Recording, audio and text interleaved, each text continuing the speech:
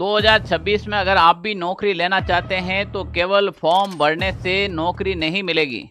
2026 में अगर आप भी बहुत सारी वैकेंसी आ रखी है, जिसमें से कोई भी वैकेंसी की तैयारी करें, चाहे एलडीसी की हो, चाहे लैब असिस्टेंट की हो या फिर सीईटी की हो, आपको 2026 का पैटर्न समझना पड़ेगा कि एग्जाम पैटर्न क्या कह रहा है। अगर आप राजस्थान में नौकरी लेना चाहते हो तो राजस्थान जीके सबसे इंपॉर्टेंट टॉपिक हो जाता है। अब इसमें राजस्थान, चाहे इतिहास की बात करूं मैं, चाहे राजस्थान कला संस्कृति की या फिर राजस्थान ज्योग्राफी की, बदलता हुआ पैटर्न, बदलता हुआ ट्रेंड के आधार पर प्रश्न पूछे जाते हैं।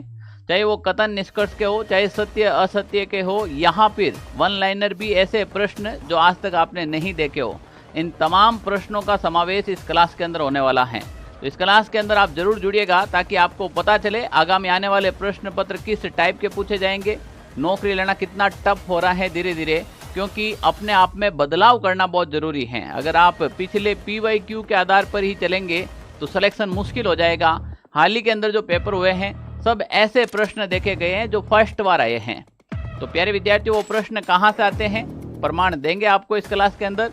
मिलते हैं इस क्लास के अंदर जिसमें कंप्लीट राजस्थान जीके के नए पैटर्न के प्रश्न आपको देखने को मिलेंगे।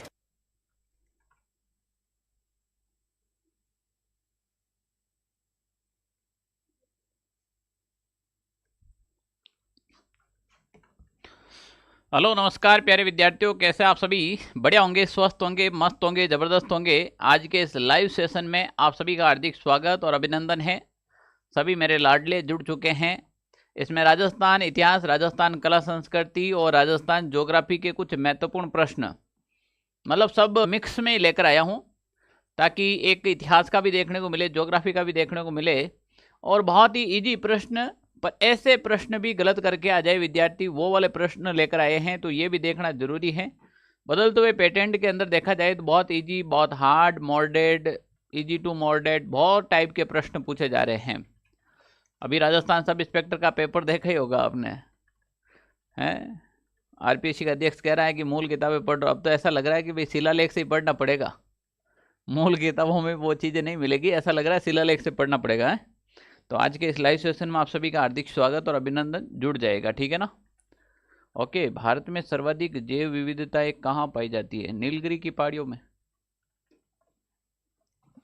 चलो भाई, क्लास के बाद में इस एप्लीकेशन के टेलीग्राम के अंदर मिल जाएगी। जो भी नए विद्यार्थी है टेलीग्राम ग्रुप जरूर ज्वाइन करें। लो जी, पहला प्रश्न बहुत बढ़िया और बहुत ही शानदार और बहुत इजी प्रश्न है, और ऐसे प्रश्न लैब असिस्टेंट में, सीईटी में, एलडीसी जैसे एग्जाम में अक्सर पूछे जाते हैं। ये प्रश्न क्या कह रहा है, सुनो। विश्व में राजस्थान किस गोलार्ध में स्थित है? उत्तर पश्चिमी गोलार्ध, उत्तर पूर्वी गोलार्ध, दक्षिणी पूर्वी गोलार्ध या फिर दक्षिण पश्चिम गोलार्ध? विश्व के अंदर जब हम ग्लोब बनाएंगे, ग्लोब के अंदर यहाँ पर देखिएगा स्थिति क्या बनने वाली है।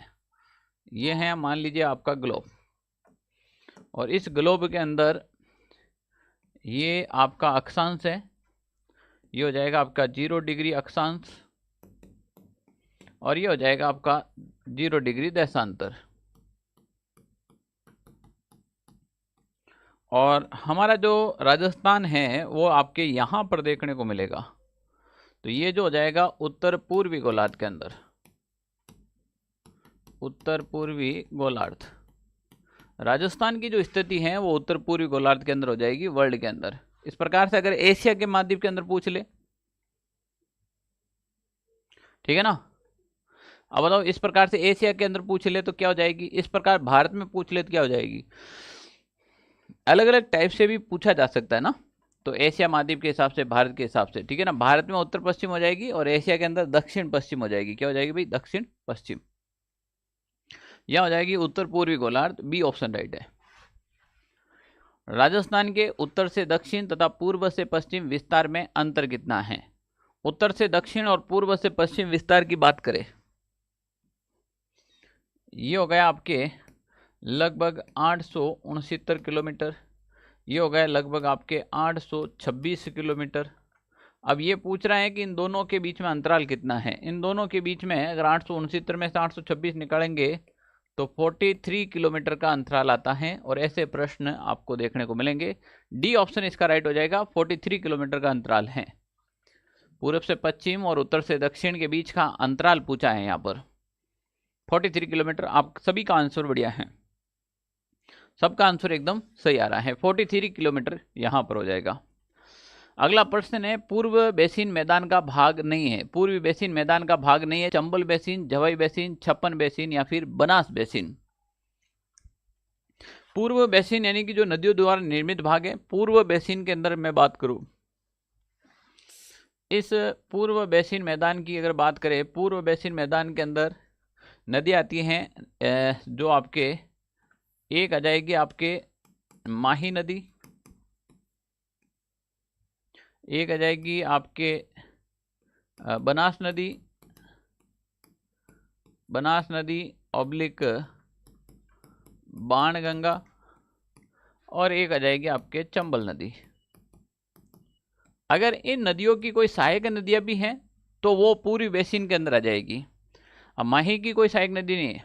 छप्पन बेसिन माही बेसिन को छप्पन बेसिन कहते हैं। बनास नदी का बेसिन बनास बेसिन कहलाएगा। चंबल नदी का बेसिन चंबल। यहाँ पर जवाई है वो लूणी की सहायक नदी है और यहाँ लूणी का कोई भी मतलब नहीं है।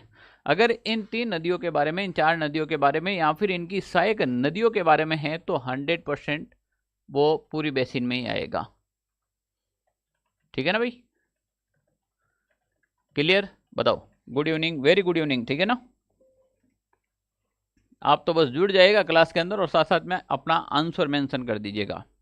राजस्थान के कितने जिलों में थार रेगिस्तान फैला हुआ है? अब देखो, नए वाले जिले अपडेट नहीं हैं और पुराने जिले से अभी भी प्रश्न पूछे जा रहे हैं। जब ये प्रश्न आ जाएगा तो आप क्या करोगे? लगभग 9, 14, 11, 12 तो कितने जिले हैं जिसमें थार मरुस्थल जुड़ा हुआ है? अब आप खुद बताइए पहले। देखो कमेंट बॉक्स के अंदर आपको साथ साथ में आपको बिल्कुल जवाब देने के लिए एक टाइमर दिया गया है। उस टाइमर में अगर आप जवाब देते हैं तो हमें पता चलता है कितने % है। एक वोट सिस्टम है, अगर उस वोट दे आप तो हमें पता चले कि कितने बच्चे हैं जिनका आंसर एकदम राइट है। अब हम यहाँ बात करें, जैसे पश्चिमी मरुस्थलीय के अंदर 12 जिले हैं। 12 के बाद नवीनतम जिलों में बात करें तो इसमें बालोतरा जिला शामिल हो जाएगा। इसमें ब्यावर का भाग शामिल कर सकते हो पर मेरे हिसाब से नहीं होगा क्योंकि ब्यावर अरावली में जाएगा। इसमें डीडवाना कुचामन हो जाएगा।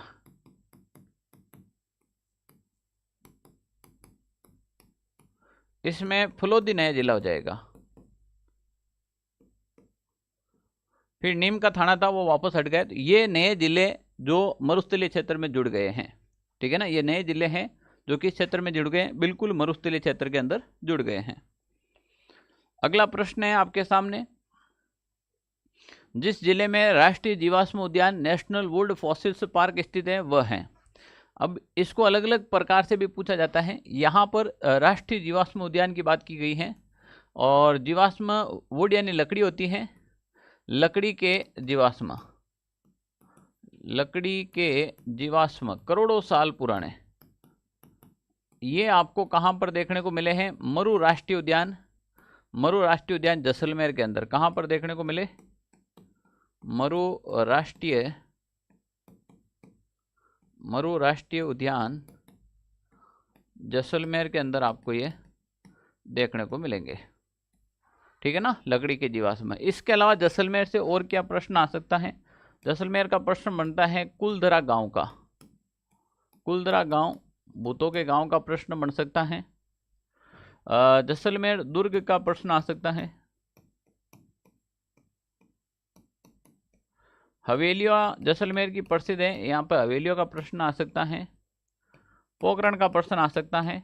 बाबा रामदेव जी का रुणेचा का प्रश्न आ सकता है। सम का प्रश्न आ सकता है। तो यहाँ पर देख लीजिएगा, ये सब के सब प्रश्न जैसलमेर जिले को लेकर वेरी इंपॉर्टेंट हैं।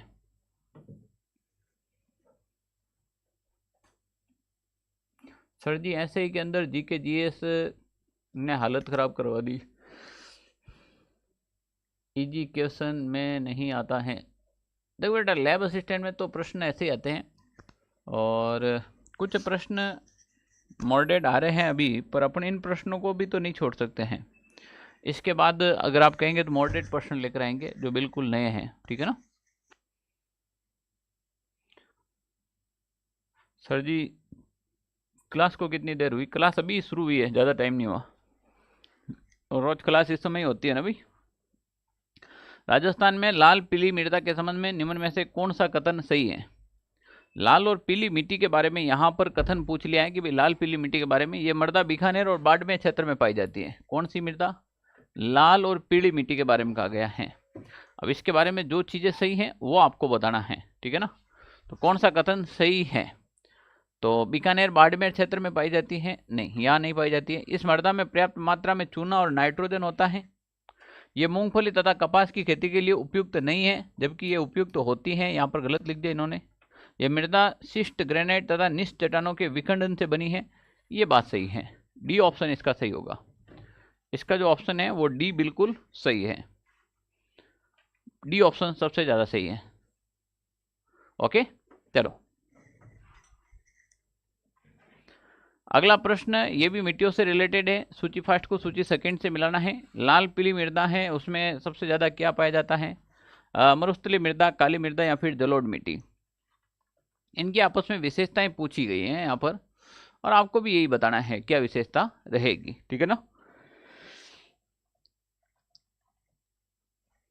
जो हम यहाँ पर बात करें लाल और पीली मिट्टी की, इसमें लोहा अंश की मौजूदगी ज़्यादा है, लोहे की मात्रा ज़्यादा रहती है, ठीक है ना। उसके बाद मरुस्थलीय मिट्टी की बात करें, जल धारण एवं शोषण क्षमता कम पाई जाती है क्योंकि कण इनके बड़े होते हैं। फिर हम बात करें काली मृदा, काली चीका प्रधान मिट्टी होती है, इसे चिकनी मिट्टी भी कहते हैं। और जलोढ़ मिट्टी रेतीली दोमट संरचना की मिट्टी है जो नदियों द्वारा निर्मित होती हैं। ये आपस में मिट्टियों की विशेषताएं दे रखी हैं और हमने मैच कर दिया है यहाँ पर। इसका 3 नंबर ऑप्शन है, सी ऑप्शन है, वो बिल्कुल राइट होने वाला है।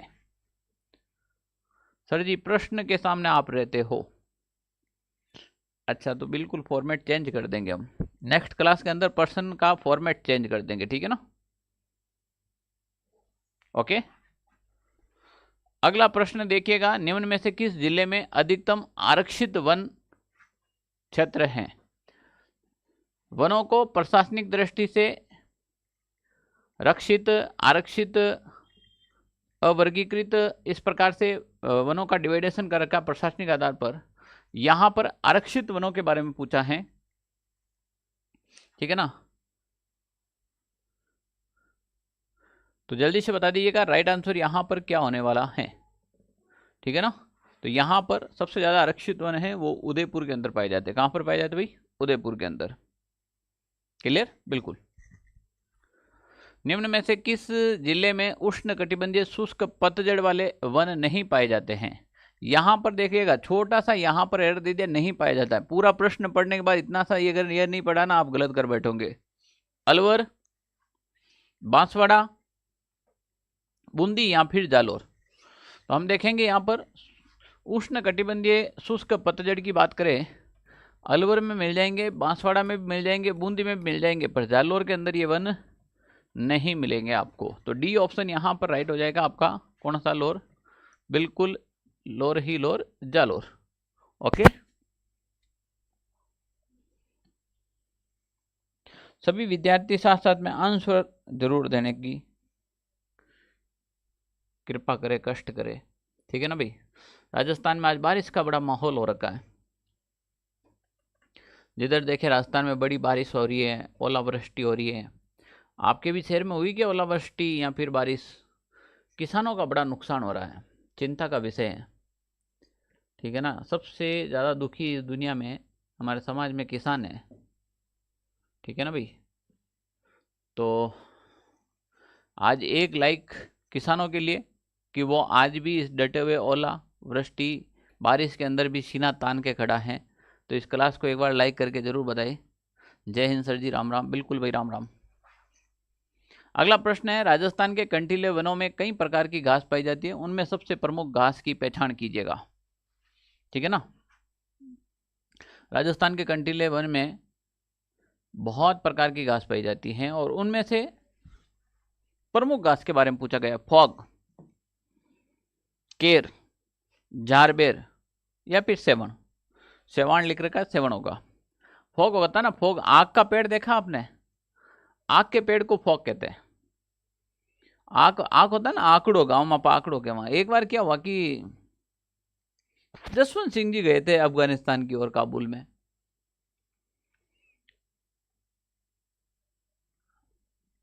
बिल्कुल, मान सिंह, जसवंत सिंह, तो ये जितने भी जो राजपूत शासक थे, ये मुगलों के यहाँ पर अभियान पे जाते थे।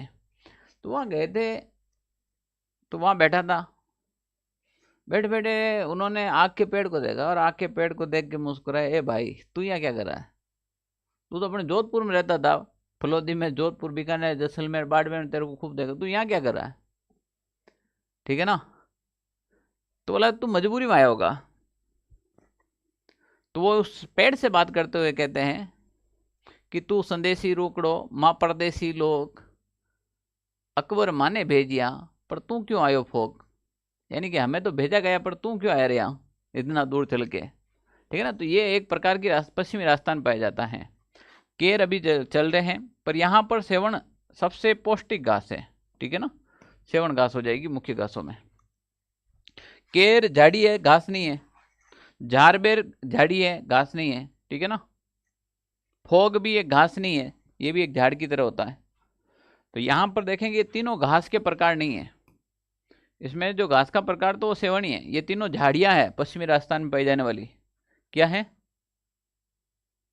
ओके। अगला प्रश्न है, राजस्थान में सर्वाधिक वार्षिक वर्षा किस स्थान पर होती है? सबसे ज्यादा बारिश है वो राजस्थान में कहाँ पर होती है? ठीक है ना। अब बारिश का तो क्या, राजस्थान में तो हर कोई डापाचूक हो जाए, मानसून इस बार डापाचूक हो रखा है। ठीक है ना। शियाड़ा के बाद उनाला आना था, डायरेक्ट चौमासा आ गया यहाँ पे। ठीक है ना, बीच में से उनाला है वो गायब हो गया है। तो सबसे ज़्यादा राजस्थान में जो बारिश होती है वो माउंट आबू में होती है, लगभग 120 सेंटीमीटर से भी अधिक, 120 से 150 सेंटीमीटर के आसपास में यहाँ पर बारिश होती है। ठीक है ना। अब माउंट आबू का नाम चेंज करके आबूराज कर दिया भजनलाल जी ने। निम्न में से कौन से जिलों का समूह प्राप्त मानसूनी वर्षा की मात्रा के अनुसार अवरोही क्रम में सही ढंग से व्यवस्थित कर रखा है? अवरोही, अवरोही का मतलब सबसे ज्यादा, फिर कम, फिर कम, फिर कम। अवरोही। एक होता है आरोही। देखो 1 2 3 4, कितने शब्द है इसमें? 4 शब्द। 1 2 3, इसमें कितना है? 3। अब देखो बड़ा कौन है, छोटा कौन है? तो बड़ा कौन है? अवरोही। अवरोही बड़ा है, इसका मतलब बड़े से छोटे की तरफ जाएगा। 4 3 2 1, यानी कि सबसे बड़ा, सबसे ज्यादा बारिश कहाँ होती है? फिर कम, फिर कम, फिर कम। अवरोही छोटा है, यहाँ पर देखो 4 3 छोटा है अवरोही, अवरोही छोटा है तो यहाँ पर बड़े की ओर जाएगा। 3 4 5 6 7, इस प्रकार से। जब भी आपको आरोही क्रम का पूछे तो इस सीक्वेंस में चलना है, जब भी आपको अवरोही क्रम में पूछे तो इस सीक्वेंस में चलना है। यहाँ पर क्या पूछा है आपको? अवरोही क्रम पूछा है, यानी सबसे ज्यादा राजस्थान में बारिश धौलपुर, इन जिलों के अनुसार है ना, धौलपुर, राजसमंद, जालोर, भीलवाड़ा, बारां और सीकर। अब इनमें से बताना है इन 3 जिलों के सीक्वेंस में थे। ठीक है ना। तो देखो भीलवाड़ा में बारिश है, ठीक है, भीलवाड़ा के बाद बारां, तो बारां में ज्यादा होती है, भीलवाड़ा में कम होती है, ये यहीं से गलत हो गया। और सीकर में इससे भी कम होती है। राजसमंद में अच्छी होती है, राजसमंद के बाद जालोर, तो जालोर में कम, राजसमंद में ज्यादा होती है। पाली के बाद जयपुर, और जयपुर के बाद भरतपुर में ज्यादा होती है, फिर पाली जयपुर आएगा। यहाँ देखो धौलपुर में बारिश होती है, धौलपुर से ज्यादा राजसमंद, और राजसमंद से ज्यादा जालोर के आसपास में। तो ये ए ऑप्शन इसको राइट कर सकते हैं। अब यहाँ पर देखो राजसमंद, जालोर दे दिया, चलो ठीक है, पर धौलपुर, यहाँ पर धौलपुर में तो सबसे ज्यादा बारिश होती है, इन तीनों जिलों में धौलपुर में ज्यादा बारिश होती है। तो यहाँ पर देखो ये जो सही ऑप्शन मिला है वो आपको ये मिल जाएगा, धौलपुर के बाद जालोर, राजसमंद, राजसमंद के बाद जालोर। तो ए ऑप्शन इसका क्या हो जाएगा आपके? बिल्कुल राइट हो जाएगा। राजस्थान में निम्नलिखित में से कौन सी नदी है वो चंबल नदी की सहायक नदी नहीं है? चंबल की सहायक नदी नहीं है, अब बताओ कौन सी नदी है?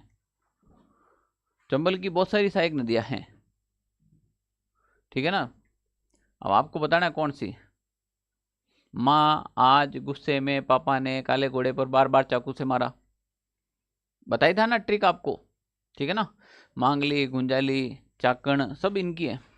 तो काली सिंध चंबल की सहायक नदी हो जाएगी, बनास हो जाएगी, पार्वती हो जाएगी, पर लूणी चंबल की सहायक नदी नहीं है। लूणी स्वयं मुख्य नदी है, ये मुख्य नदी हैं जो बनेगी, इसकी खुद की सहायक नदियाँ बनेगी। ये तीनों नदियाँ हैं, ये बंगाल की खाड़ी में जाती हैं। बंगाल की खाड़ी, ये तीनों नदियाँ कहाँ जाती है? बंगाल की खाड़ी में। जबकि ये जो नदी है, ये नदी आपको देखने को कहाँ पर मिलेगी?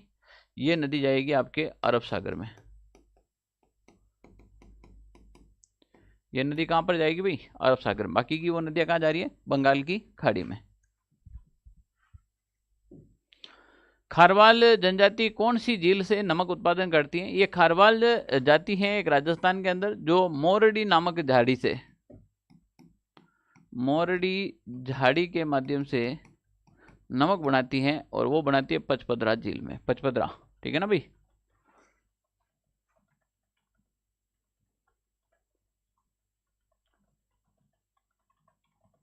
ओके। पुष्कर झील कितने घाटों से घिरी हुई है? बढ़िया और नॉर्मल प्रश्न है। पुष्कर झील के बारे में अक्सर पूछा जाता है। अब मैं यहाँ पर घाट दे दिया, ये पूछ ले राजस्थान के अंदर, अर्ध चंद्राकार झील, राजस्थान में अर्ध चंद्राकार झील कौन सी है? भारत की सबसे पवित्र झील, भारत की सबसे पवित्र झील कौन सी है? ठीक है, ऐसे प्रश्न आते हैं। 52 घाट हैं, वो पुष्कर झील पर है, जिसमें जैसे गांधी घाट है, गो घाट है, जनाना घाट है, बहुत सारे घाट हैं जो प्रसिद्ध हैं। ठीक है ना? और ये कहाँ पर है भाई? बिल्कुल अजमेर के अंदर है, पुष्कर के अंदर। ठीक है, सबसे पवित्र झील है। इस झील की सफाई है वो कनाडा के सहयोग से की जाती है। तो भारत में कहीं तगारी पाउडर है को नहीं कहीं? अरे तगारी पाउडा भारत में है नहीं क्या? कनाडा के सहयोग से क्यों की जाती है?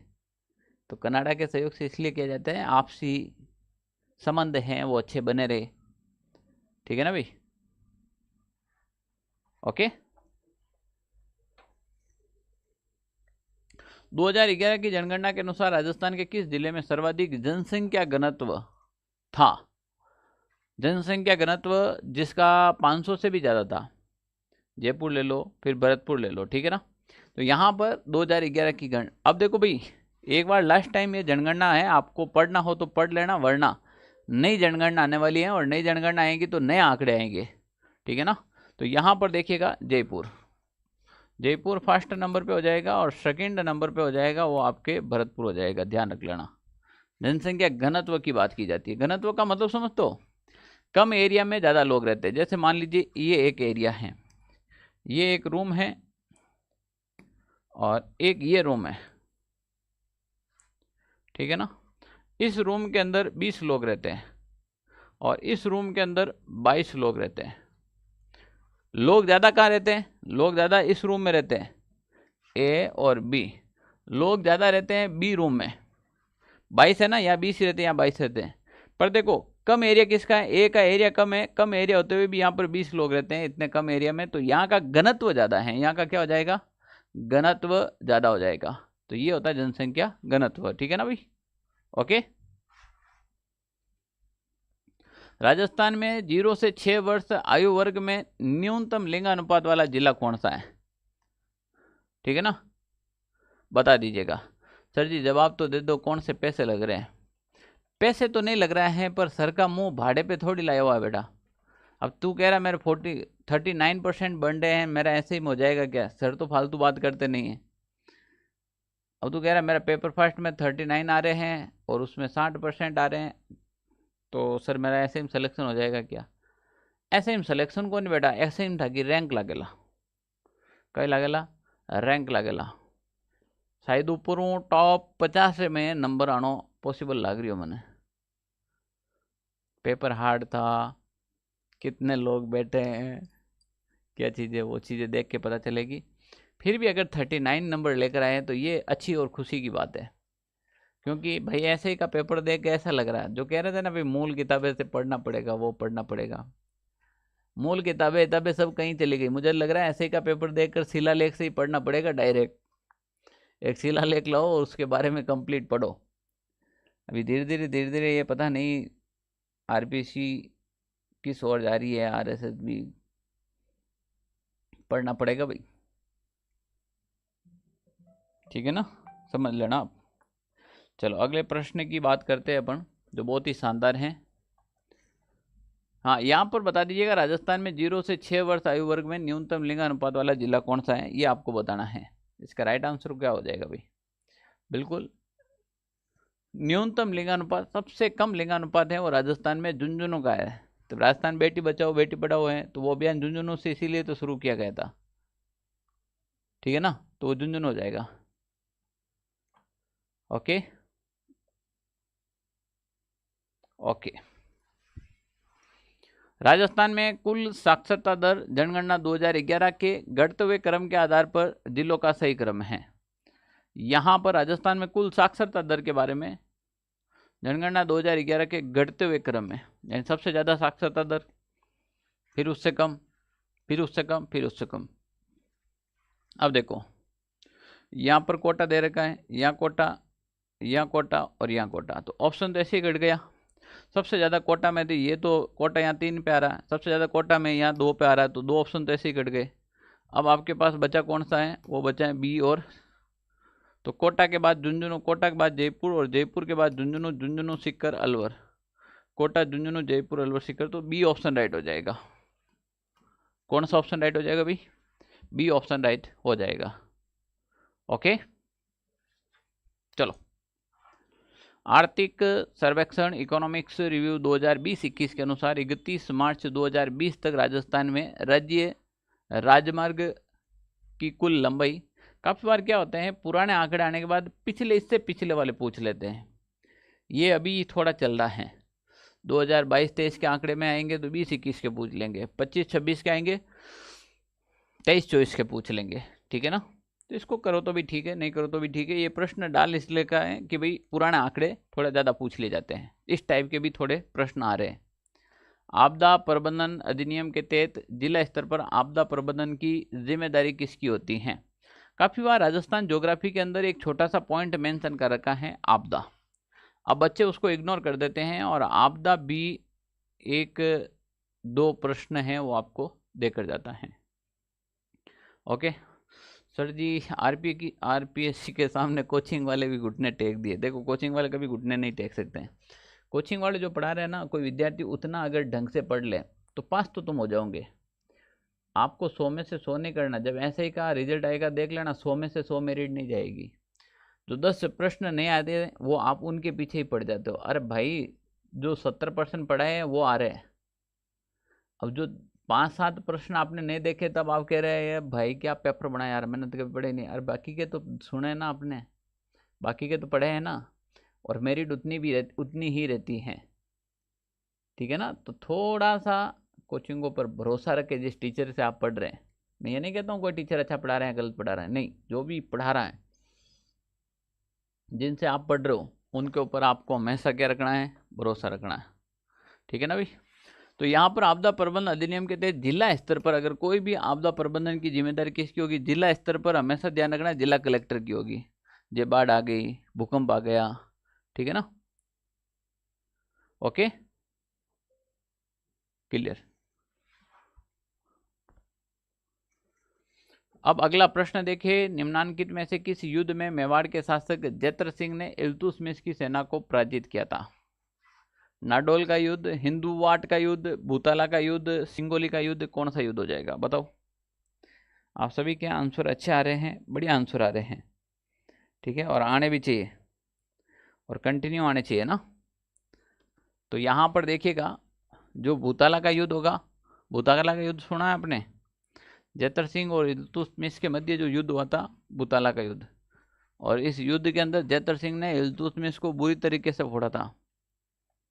प्रथम बार 7 हजारी के मनसब और मिर्जा राजा की उपाधि प्राप्त करने वाला आमेर का शासक कौन था? एक उपाधियां और इनसे रिलेटेड भी प्रश्न एग्जाम में देखने को मिल सकते हैं। जयपुर के बारे में कुछ समझ में नहीं आए तो ज़्यादातर जयपुर में जो प्रश्न आते हैं वो मानसिंह और जयसिंह से समझ में आते हैं, ठीक है ना। तो यहाँ पर जो ऑप्शन राइट होगा वो मानसिंह हो जाएगा। अकबर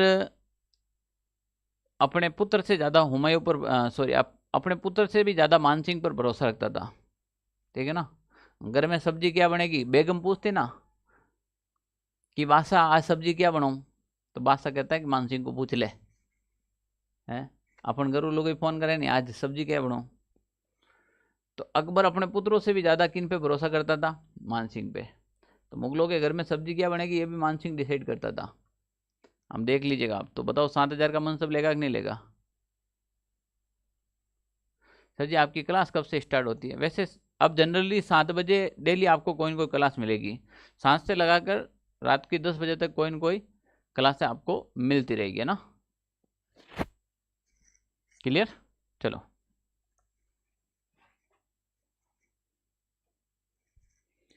अगला प्रश्न है, मारवाड़ के प्रसिद्ध गुड़ला उत्सव गुड़ला नृत्य की शुरुआत जोधपुर के किस शासक के काल में हुई थी? पूरी कहानी आपको बता रही है।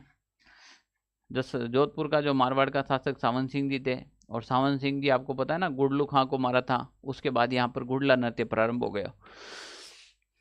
ठीक है ना? तो यहाँ पर गुड़ला नृत्य है वो मारवाड़ के अंदर राव सातल देव के याद में किया जाता है। किनकी याद में भाई? सातल देव की याद में। यह नृत्य कब किया जाता है? तो ये ध्यान रख लेना, चैत्र कृष्ण अष्टमी। चैत्र कृष्ण अष्टमी, अष्टमी को कहते हैं शीतलाष्टमी। चैत्र कृष्ण अष्टमी को क्या कहते हैं? शीतलाष्टमी से चैत्र शुक्ल तृतीया, और इसको कहते हैं कौन सी गौर? गणगौर। तो ये शीतलाष्टमी से लगाकर गणगौर तक किया जाता है मारवाड़ क्षेत्र में। ठीक है ना? शीतलाष्टमी से गणगौर तक। ओके क्लियर ना? यहाँ तक समझ में आया कि नहीं आया? चलो कुछ और प्रश्न है जिनकी हम बात करते हैं। अलाउद्दीन खिलजी की सेना द्वारा रणथंबोर के किले की घेराबंदी के समय उसका कौन सा सेनापति राव हमीरदेव के सैनिकों द्वारा मारा गया था? हमीरदेव के सैनिक के द्वारा, हमीरदेव के जो सेना थी उनके द्वारा मारा गया, ये पूछा गया है। ठीक है ना? अब बता दीजिएगा यहाँ पर क्या होगा आपका राइट आंसर। आज आपकी आईडी में लग रहा है कुछ पुराने शेर भी उठ कर आए हैं।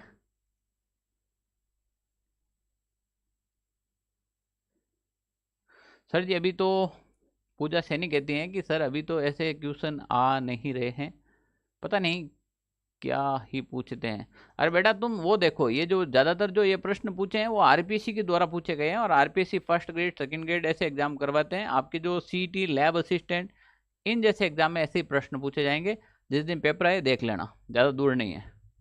ठीक है ना? आपके पेपर में ऐसे ही प्रश्न देखने को मिलेंगे। आप कहे तो मैं बदलते हुए पैटर्न के आधार पर नए प्रश्न भी ला सकता हूं, पर वो आपके एग्जाम में नहीं आएंगे। एग्जाम में यही प्रश्न देखने को मिलेगा।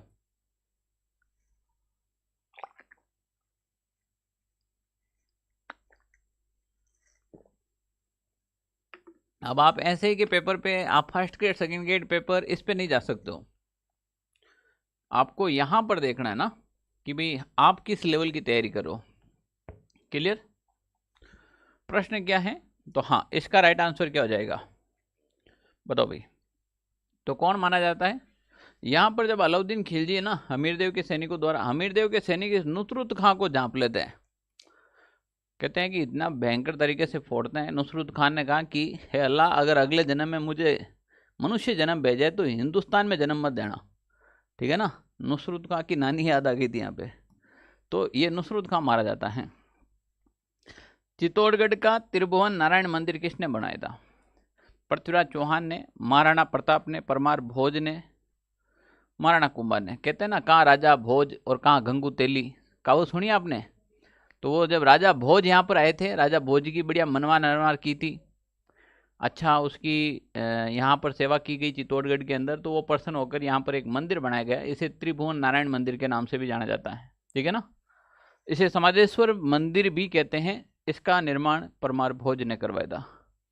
किसने करवाया भाई? परमार भोज ने। 1857 की क्रांति के समय उदयपुर के महाराणा कौन थे? जब 1857 की क्रांति हुई थी आपको पता है, तो उस समय राजस्थान से 6 सैनिक छावनियाँ थी, जिसमें से 4 ने भाग लिया था, और कुछ अंग्रेज भागकर मेवाड़ आते हैं। और मेवाड़ किन के पास शरण लेते हैं? महाराणा स्वरूप सिंह जी के शरण शरण लेते हैं। तो 1857 की क्रांति के समय मेवाड़ रियासत का शासक था वो महाराणा स्वरूप सिंह था। मारवाड़ का तख्त सिंह था, अगर आपको पता हो तो। ये स्वरूप सिंह है वो अंग्रेजों की सहायता करते हैं। 1857 की क्रांति में न तो मारवाड़ और न ही मेवाड़ रियासत हैं, वो हमारे क्रांतिकारियों के साथ में थी। अब हम अगर हिंदू मुस्लिम एक मुद्दा बना ले तब तो हम मारवाड़ और मेवाड़ को खूब बड़ा चढ़ा के याद करेंगे कि अब भाई हमने ऐसा नहीं किया, हमने वैसा नहीं किया। ये बात सत्य है। जिस समय हमारे देश में आज़ादी के लिए लड़ रहे थे उस समय ये रियासतें कहाँ थी? ये सब अंग्रेजों के सपोर्ट में खड़ी थी। मारवाड़ के तख्त सिंह थे, वो क्रांतिकारियों को कुचलने के लिए सेना भेजी थी। मेवाड़ के स्वरूप सिंह थे, वो अंग्रेजों को शरण दे रहे थे। तो टाइम टाइम की बातें हैं, ठीक है ना। सर जी आपसे पढ़ने का नतीजा 39% आ रहे, कुछ हिंगड़ों के 30% ही आ रहे हैं। वैसे सुनील तू नहीं सुधरेगा, ठीक है भाई। चलो अगला प्रश्न है आपके सामने। राजस्थान में कृषक आंदोलन का प्रारंभ सर्वप्रथम कहाँ हुआ? सिरोही, बिजोलिया, बेंगू, दुधवाखरा। किसान आंदोलन का प्रारंभ है वो सर्वप्रथम कहाँ पर हुआ था? ठीक है ना, जल्दी से बताओ क्या होगा इसका राइट आंसर, जल्दी से बता दीजिएगा। राजस्थान में कृषक आंदोलन, सबसे पहले राजस्थान का व्यवस्थित रूप से किसान आंदोलन की बात करें तो बिजोलिया किसान आंदोलन हो जाएगा, जो 1897 से लगाकर 1941 तक चला था। यानी कि लगभग 44 साल तक चलने वाला बिजोलिया किसान आंदोलन राजस्थान का सबसे बड़ा, सबसे व्यवस्थित किसान आंदोलन था। ठीक है ना, तो यहाँ पर बिजोलिया राइट हो जाएगा। अगर आप चाहते हैं अरे भाई पेपर पेन चेंज करना है तो कर देंगे, कल ही कर देंगे, चलो नेक्स्ट क्लास में कर देंगे आपका, ठीक है ना। मैं तो मेरे अकॉर्डिंग लेके आया हूँ, ऐसे प्रश्न आते हैं एग्जाम में। अगर आप चाहते हैं कि हार्ड प्रश्न हो बड़े तो वो भी लेके आ जाएंगे, फिर देना आप आंसर। चलो नए जो अगली क्लास मिलेगी उसमें आपको ताबड़तोड़ प्रश्न मिलेंगे, धुआंधार और खतरनाक तरीके के प्रश्न देखने को मिलेंगे, ठीक है ना। सर जी और ऑप्शन के बारे में भी बताएं ना, अच्छा डिटेल से। मैं तो ये केवल प्रैक्टिस करवाने के लिए आया हूँ आज, वरना तो मैं बोर्ड भर देता हूँ पूरा, ठीक है ना भाई। मेवाड़ प्रजामंडल की स्थापना किसके द्वारा की गई है? पंडित गौरीशंकर, मोहनलाल सुखाड़िया, भोगीलाल पांड्या, माणिक्यलाल वर्मा। मेवाड़ की बात की जा रही है, और जब बात मेवाड़ की आएगी तो माणिक्यलाल आएगा कि नहीं आएगा? तो मेवाड़ प्रजामंडल की स्थापना है वो माणिक्यलाल वर्मा ने की थी। किसने की थी भाई? बिल्कुल माणिक्यलाल वर्मा ने की थी। तो मेवाड़ प्रजामंडल की स्थापना किसने की थी भाई? माणिक्यलाल वर्मा ने। थोड़ा सा सेशन को थोड़ा शेयर भी किया, क्लास को लाइक भी किया करो यार। तुम लोग क्लास को लाइक नहीं करते हो क्या? 2000 बच्चे क्लास देख के चले गए, अभी तक लाइक नहीं की, ठीक है ना। राजस्थान संघ के विलय पत्र पर हस्ताक्षर करते समय किसने कहा था कि मैं अपने डेथ वारंट पर हस्ताक्षर कर रहा हूँ? कितना पुराना प्रश्न है पर बार बार एग्जाम में पूछा जा रहा है कि मैं अपने डेथ वारंट पर हस्ताक्षर कर रहा हूँ। बांसवाड़ा के राजा चंद्रवीर सिंह, अगर आपने नाम सुना है, ठीक है ना, तो यहाँ पर देखिएगा बांसवाड़ा के महारावल चंद्रवीर सिंह थे और उसने हस्ताक्षर करते हुए कहा कि मैं अपने डेथ वारंट पे हस्ताक्षर कर रहा हूँ, ठीक है ना। तो ऐसे प्रश्न काफी बार पूछे थे। ये राजस्थान के कुछ प्रमुख व्यक्तित्व के बारे में पूछा गया है और इधर यहाँ पर इनको आपस में सुमेलित करना है कि राजस्थान का कबीर किसे कहते हैं। राजस्थान का कबीर कहते हैं आपके दादू दयाल को। राजस्थान की जलपरी हो जाएगी रीमा दत्ता। राजस्थान का लोहा पुरुष हो जाएगा दामोदर लाल व्यास। और राजस्थान का रेल वाला बाबा हो जाएगा किशन लाल जोशी, सॉरी सोनी। कौन से सोनी? किशन लाल सोनी हो जाएंगे। क्लियर ना? बिल्कुल किशन लाल सोनी एकदम सही आंसर है। ओके सर रोज चलेगी ना अब क्लास? तो अब रोज ही लेंगे, काफ़ी समय हो गया है। मैं भी अब वापस क्लासेस शुरू की है। आज तो मैंने ऐसे ही माहौल बनाने के लिए आपको वापस रिदम में लाने हैं।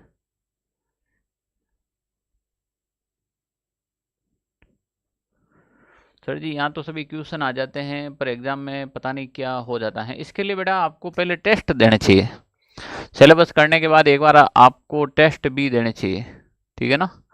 जब आप सिलेबस कर ले तो सिलेबस करने के बाद आपको एक बार कंप्लीट टेस्ट देने चाहिए, इससे आपके अंदर डर है वो डर खत्म हो जाए। काफ़ी बार आपके अंदर इतना डर होता है कि आप फिर वहाँ घबरा जाते हो, ठीक है ना। तो अभी कुछ पेपर मैं भी करवाने का प्रयास करूँगा, ठीक है ना।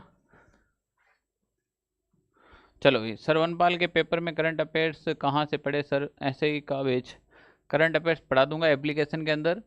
जिन बच्चों के नहीं ज्वाइन कर रखा है कोई बेच तो उसको एप्लीकेशन में फ्री मिल जाएगा, टेंशन मत लो, ठीक है ना। अगला प्रश्न है, जहां पीर के नाम से कौन से लोक देवता जाने जाते हैं? जहां पीर के नाम से किसे कहते हैं? लोक देवता गोगा जी को। प्रश्न यह आ सकता है, जहां पीर की उपाधि किसने दी थी? महमूद गजनवी ने दी थी, ये भी प्रश्न बन सकता है। देवनारायण जी, रामदेव जी, अड़बू जी, इनके बारे में अक्सर यही प्रश्न बन सकते हैं। अब आपने बताए हैं तो अब नए ट्रेंड के हिसाब से ही प्रश्न लेकर आएंगे, ठीक है ना। निम्न में से किसे मारवाड़ में सर्वप्रथम ऊंट लाने का श्रेय दिया जाता है? पाबू जी, गोगा जी, देवनारायण जी, तेजा जी, किनको दिया जाता है? मारवाड़ में सर्वप्रथम ऊंट लाने का जो श्रेय है वो किसे दिया जाता है? लोक देवता पाबू जी राठौड़, गोगा जी, देवनारायण जी। तो मारवाड़ में सबसे पहले ऊंट लेकर कौन आए हैं? पाबू जी राठौड़ लेकर आए। कौन लेकर आए भाई? पाबू जी राठौड़। किसको देने के लिए? गोगा जी को देने के लिए, दहेज में।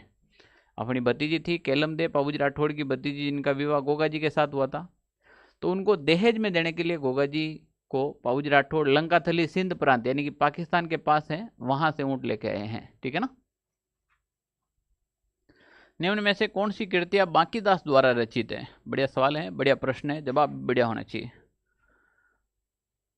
लो भाई, दो जवाब, ठीक है ना। छूर छत्तीसी, दातार, बावनी, सुपर छत्तीसी, चुंगलमुख, चपेटिका, सब की सब इसी की हैं, बांकीदास की, ठीक है ना। ABCD सब के सब ऑप्शन राइट हो जाएंगे, ओके, क्लियर। गोडवाड़ी बोली का क्षेत्र है चूरू, बूंदी, सिरोही, अलवर। गोडवाड़ी बोली कहाँ पर बोली जाती है बताइए? राजस्थान के अंदर जो गोडवाड़ी बोली है वो कहाँ पर बोली जाती है? गोडवाड़ क्षेत्र में। गोडवाड़ के अंदर आपके जालोर आ जाता है, कुछ भाग सिरोही का आ जाता है, पाली आ जाता है, ये वाला जो क्षेत्र है गोडवाड़ कहलाता है। अब यहाँ पर क्या दे रखा है? सिरोही। तो यहाँ पर जो गोडवाड़ी बोली है वो आपके सिरोही जिले में बोली जाएगी।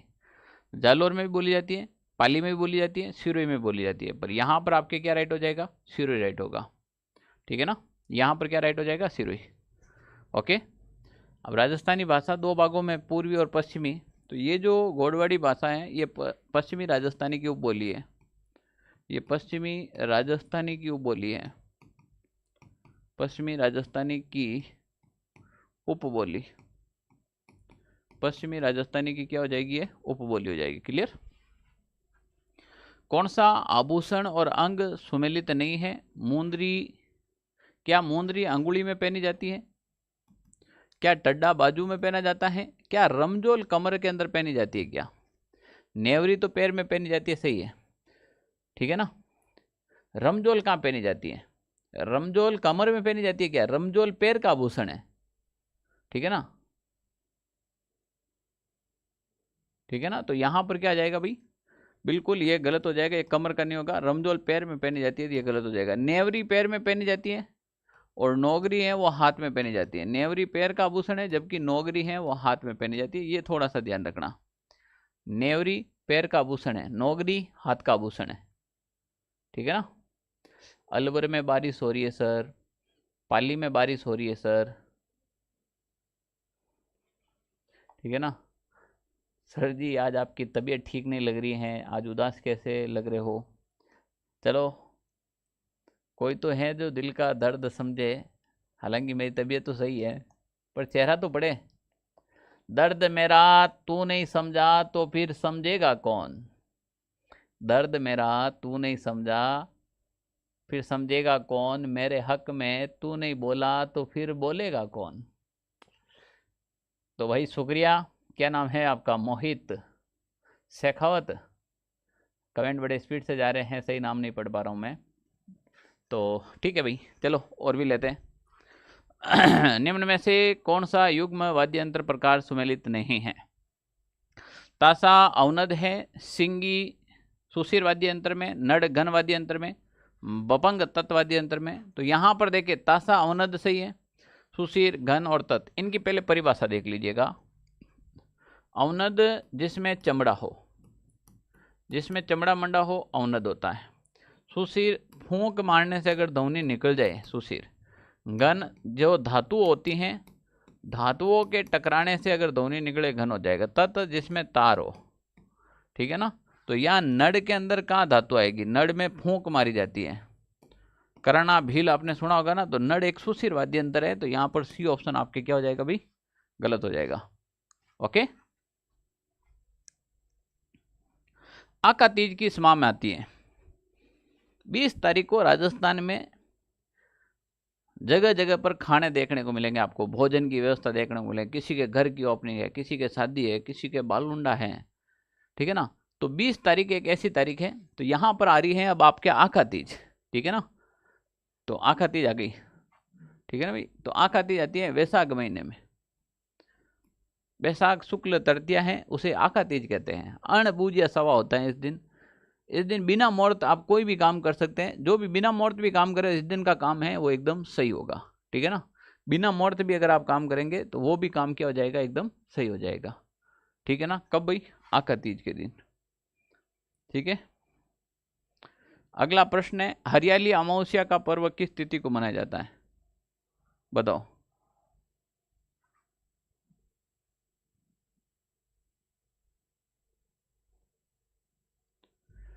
हरियाली अमावस्या का पर्व है वो किस तिथि को मनाया जाता है? श्रावण अमावस्या को, फाल्गुन अमावस्या को, कार्तिक अमावस्या को, या फिर आषाढ़ महीने की अमावस्या को, ठीक है ना।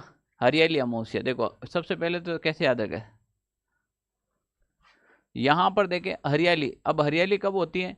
हरियाली होती है आपके सावन महीने में। क्या आती है? बारिश आती है। सावन माह में क्या आती है? सावन माह में आती है बारिश। तो यहाँ पर हरियाली रहती है।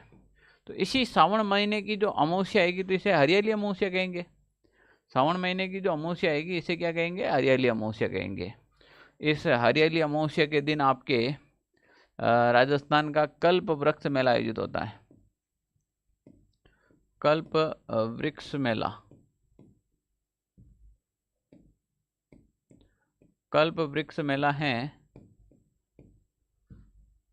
कल्प वृक्ष मेला इस दिन आयोजित होता है। फतेह सागर झील पर मेला आयोजित होता है। फतेह सागर झील मेला। बूढ़ा जोड़ श्री गंगानगर के अंदर है सिक्कों का, वहां पर मेला आयोजित होता है। डिगी कल्याण जी का मेला हरियाली अमावस्या के दिन आयोजित होता है। तो ये श्रावण महीने में आती है। कौन से महीने में आती है? श्रावण महीने में, ठीक है ना। ओके सर जी आप आना, मेरा मुंडन है उस दिन, आओगे ना आप? मजाक नहीं कर रहा हूँ। तो भाई अब कैसे मुंडन करवा रहे हो? कृपा अटकी हुई है क्या अभी भी कहीं पे?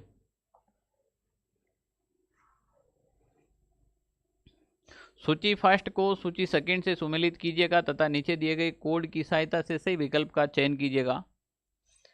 यहाँ पर सूची फर्स्ट और सूची सेकंड को आपस में मिलान करना है। एक तरफ नृत्य दे रखे हैं और एक तरफ आपके क्या दे रखे हैं? जनजातीय दे रखी है। ग्रासिया, ग्रासिया जाति का प्रमुख नृत्य है वो मांदल नृत्य है। गुर्जर जाति के द्वारा चरी नृत्य किया जाता है। भील समुदाय द्वारा गौरी नृत्य किया जाता है। शेरिया के द्वारा सांग नृत्य किया जाता है या फिर स्वांग। तो एक में 4 ये रहा, बी में 3, सी में 1 और डी में 2। डी में 2 कैसा आएगा? यानी कि पहला आएगा 4, फिर 3, फिर 1 और फिर 2। सही, बी ऑप्शन है वो बिल्कुल एकदम करेक्ट हो जाएगा। बी ऑप्शन है वो आपके बिल्कुल क्या हो जाएगा? करेक्ट हो जाएगा। तो भाई बताओ, कुछ प्रश्न हैं हमने राजस्थान इतिहास के लिए थे, कुछ प्रश्न हैं वो हमने राजस्थान कला संस्कृति के लिए थे, और कुछ प्रश्न हैं वो हमने राजस्थान के ज्योग्राफी के लिए थे, ठीक है ना। लास्ट प्रश्न करवा रहा हूँ, अगर आपके भी कोई डाउट है तो साथ साथ में बता दीजिएगा।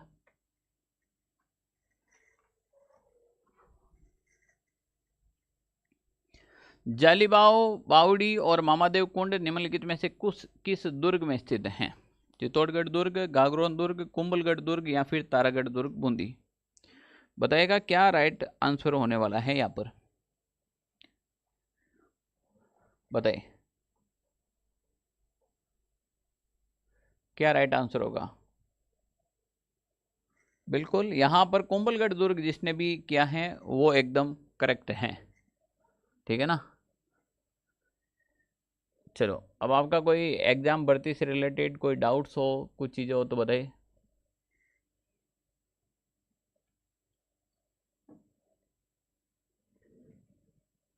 इस टाइप के प्रश्न अभी लैब असिस्टेंट एग्जाम में देखने को मिलेंगे। हाल ही के अंदर जो लैब असिस्टेंट एग्जाम आ रहा है, सर जी लैब असिस्टेंट में नेगेटिव मार्किंग से कैसे बचे, ये एग्जाम के थोड़े से पहले बताएंगे, अभी थोड़ा टाइम है। हाँ बिल्कुल, उदा ने अपने पिता कुंभा की हत्या मामादेव कुंड पे की थी, ये बात एकदम बिल्कुल सही है। ओके, बिल्कुल धन्यवाद सर जी, धन्यवाद। कम ही प्रश्न लेकर आए हैं, पर अब क्लासें कंटिन्यू की जाएगी, आपके हिंदी की भी क्लास लगेगी, इंग्लिश की भी लगेगी, और साथ में मेरी भी क्लासें आयोजित होगी, ठीक है ना। अब हम क्लासें कंटिन्यू करेंगे, और लैब असिस्टेंट वालों के सब्जेक्ट की क्लासें भी साथ साथ में करेंगे, एलडीसी वालों के हिंदी इंग्लिश की क्लासें शुरू करेंगे ना, जो सीईटी वालों के भी काम आएगी, ठीक है ना। ओके, ठीक है। जीके की क्लास रोजाना रखना सर, बिल्कुल अब रखेंगे। Okay, thank you.